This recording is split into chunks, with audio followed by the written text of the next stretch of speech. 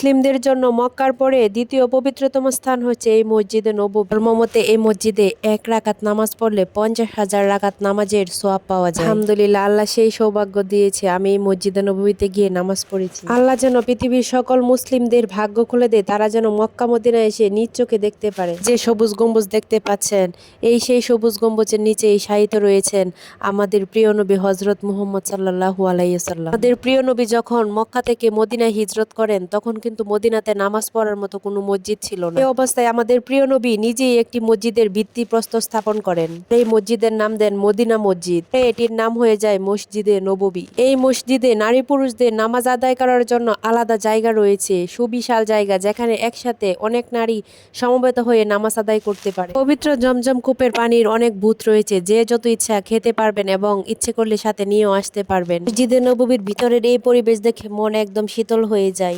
সবাইকে এখানে বারবার আসার তৌফিক দান করুক। জানি না আমার ভাগ্যে আরো কোনোদিন আসা হবে কিনা, তবে এখানে যে একবার আসবে তার বারবার আসতে মন চাইবে। পৃথিবীর সকল সুখ যেন মদিনার এই মসজিদে এসে মিশেছে। সবুজ গম্বুজের শান্ত স্নিগ্ধতা এবং রোজা শরীফের সান্নিধ্য যেন মনের সকল অশান্তি দূর করে দেয়।